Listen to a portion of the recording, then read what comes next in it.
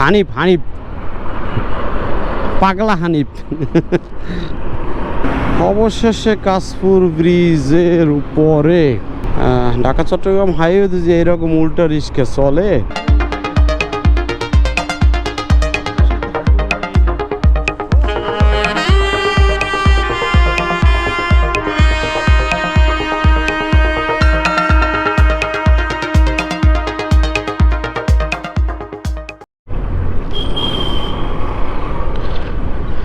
Hello everyone, welcome to RS Rider. Hope you guys are doing fine. সময় 11:16 আর আজকে এই মুহূর্তে আসছি 7 মসজিদ রোডে। বাট 7 মসজিদ রোডে তো আর থাকবো না, যাচ্ছি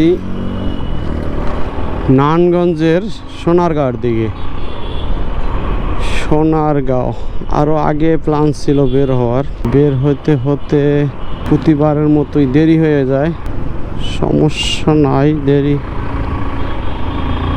যতটুকু হওয়ার তো হবেই।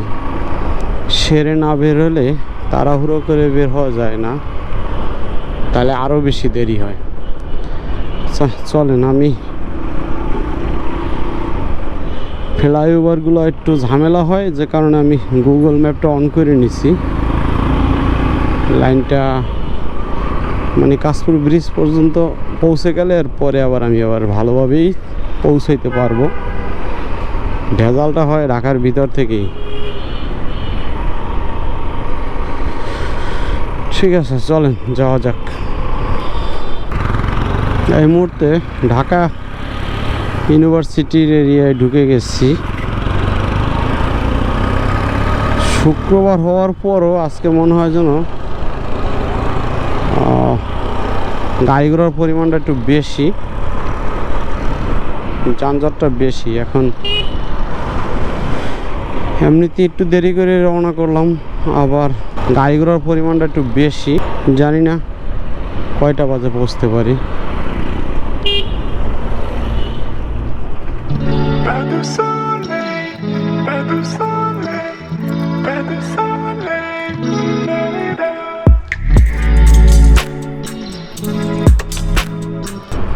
আজকে মনে হয় ঢাকা চট্টগ্রাম হাইওয়েতে গাড়ির চাপ বেশি আছে। দেখেন কি পরিমাণ গাড়ির চাপ। দেখা যাক কতটা চাপ থাকে, কতক্ষণে পৌঁছাতে পারি।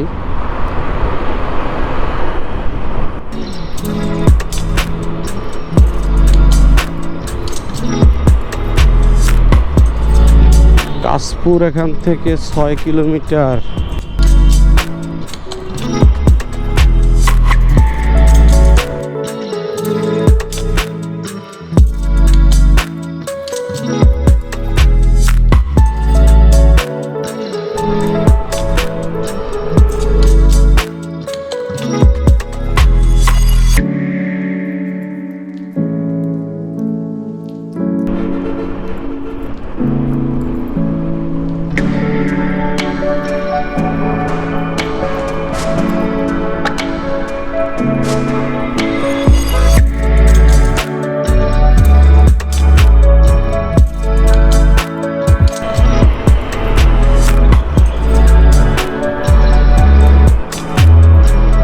এখান থেকে কুমিল্লা কত 88 kilometre, Narsingdi 75 kilometre, Narayanganj 10 kilometre.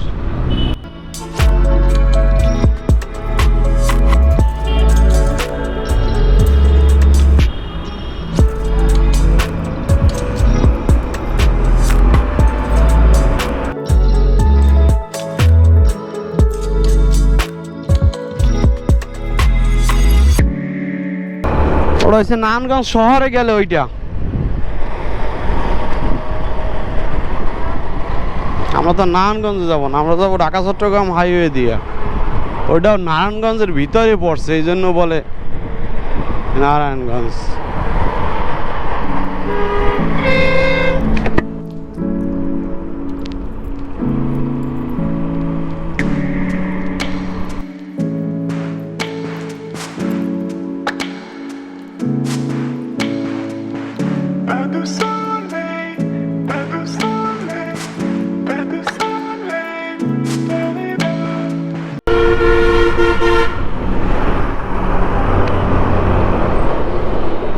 Hanif Hanif পাগলা হানিফ এই পাশে আইলেও পাশে আইবে ইকোনো ঢাকা চট্টগ্রামের লাইন না ভিআইপি বাস না ঢাকা কিশোরগঞ্জ তারাইল অবশেষে কাশপুর ব্রিজের উপরে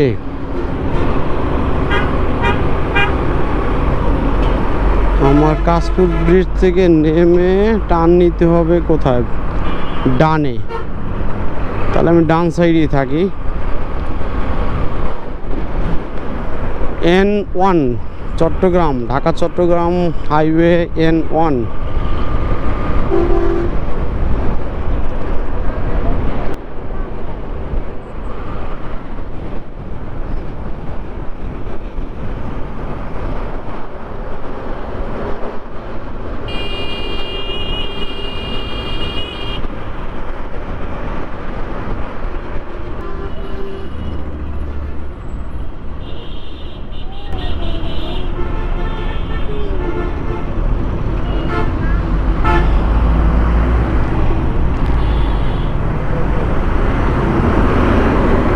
কাশপুর ব্রিজ থেকে নামার পরে বাসগুলা সব ব্রিজেরই একই অবস্থা এইভাবে যাত্রী লওয়ার জন্য দাঁড়ায় আর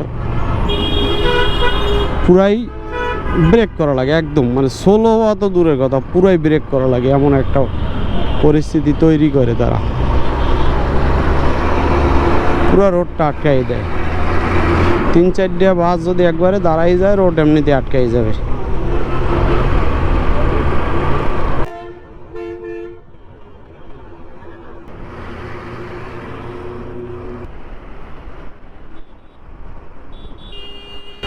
আর উল্টো আসবে দেখেন ঢাকা চট্টগ্রাম হাইওয়েতে যে এরকম উল্টো রিক্সা চলে অটো রিক্সা তাহলে কি করবেন বলেন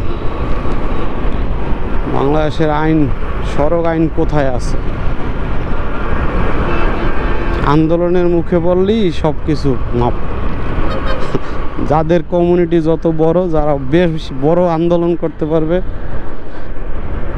যাদের লিড দেওয়ার জন্য নেতাকর্মীরা আছে বড় বড় এমপি মন্ত্রীরা আছে তাদেরই দেশ সোনার বাংলাদেশ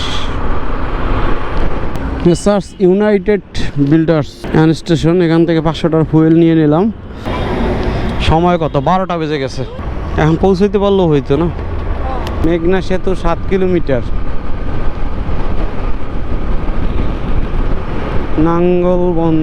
নাঙ্গলবন্ধ আমি আজ থেকে 10 বছর আগে গিয়েছিলাম নাঙ্গলবন্দর আজ থেকে 10 বছর আগে গিয়েছিলাম 2014 সালে ওই বছর নাঙ্গলবন্দরে মানুষ মারা গেছে 3-4 জন মানুষ মারা গেছে একদম আমাদের খুব ক্লোজ ছিল ওই প্লেসটা আমরা উপরওয়ালা আমাদেরকে ওখান থেকে সরাই নিয়ে আসছে বাবা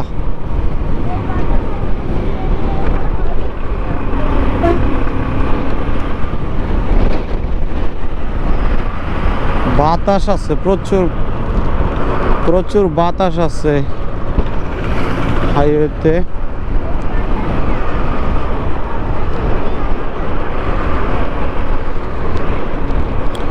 আধা ঘন্টা লাগবে মনে হয় আমরা যে জায়গায় যাব 28 মিনিট দেখাচ্ছে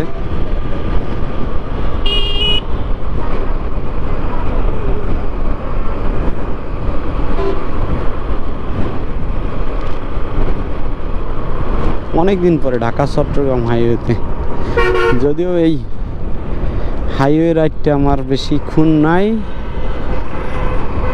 কারণ হয়তোবা 15 মিনিটের ভিতরে আমি হাইওয়ে ছেড়ে সাইড লাইনে চলে যাব হাইওয়েটা খুব সুন্দর কিন্তু গাছগাছলা সামনে যত যাবে অত সুন্দর ঢাকা চট্টগ্রাম হাইওয়ে যতটাই সুন্দর প্রাকৃতিক দিক থেকে, বর্ষা না, ততটাই গাড়ির জন্য আবার বিপজ্জনক। তারপরও আমার মনে হয় বাংলাদেশের যে কয়টা ন্যাশনাল হাইওয়ে আছে এর ভিতরে ঢাকা চট্টগ্রাম হাইওয়েটা রিস্ক কম আর কি। সবচেয়ে বেশি মনে হয় ঢাকা সিলেট হাইওয়ে এবং ঢাকা বরিশাল হাইওয়ে, ভাংরা বরিশাল রোডটা। আরও হয়তো আছে, সবগুলোই তো আমি এসে যাই নাই।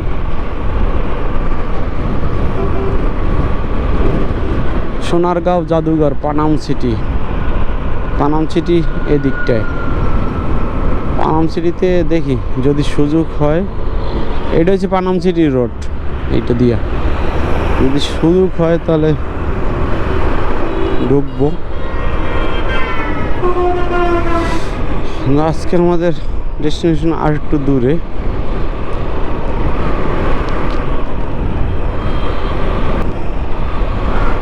উল্টো অটো অহরহ দেখতেছি ঢাকা চট্টগ্রাম হাইওয়ে।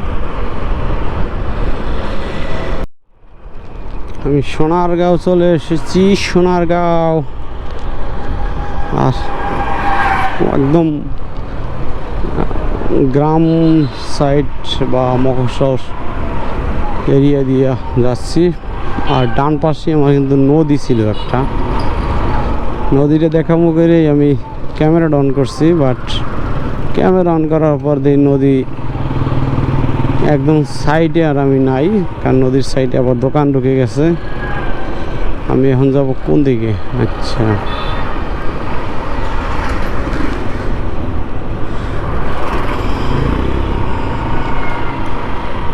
এলাকা ভালোই লাগতেছে আসলে। গ্রাম গ্রাম একটা ফিল যখন আসে একদম। আর বর্ষাকাল, সবুজে সবুজ, 100-তে 100 সবুজ হয়ে গেছে। একটু বর্ষাকাল, একটু রোডে একটু কাদা কোদার পেরা আছে, তারপরও ভালো লাগতেছে।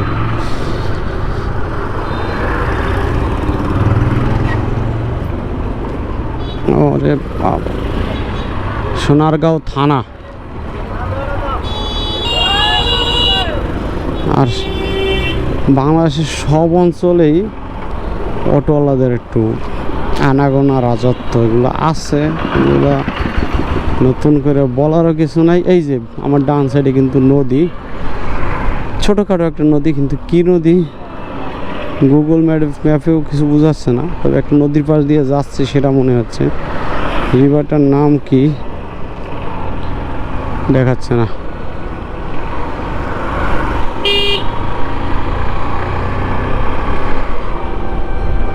এখানে আমি আসলে একটু সোনারগাঁও 12 লোকনাথ মন্দিরে আসছি।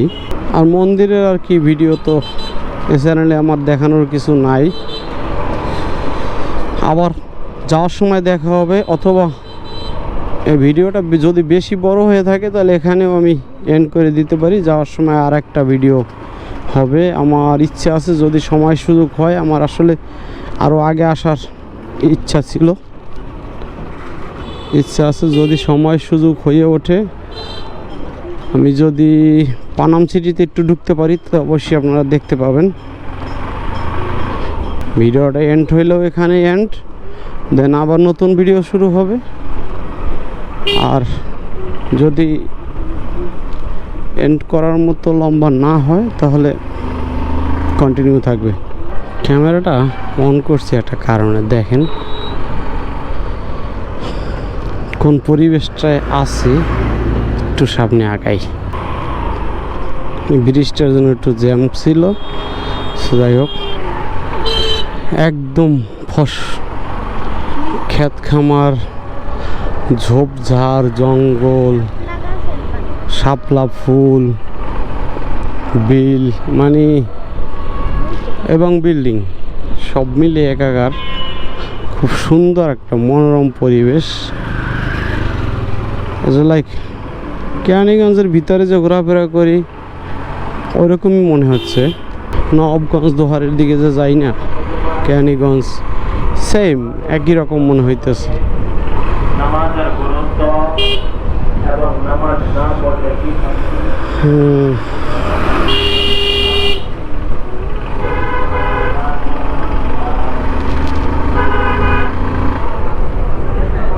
আর এই রোডটায় আর একটা জিনিস আছে, এই 2 মিনিট পর পর একটা স্পিড ব্রেকার। ও ঠিক আছে, তাহলে রাখি, টাটা, গুড বাই।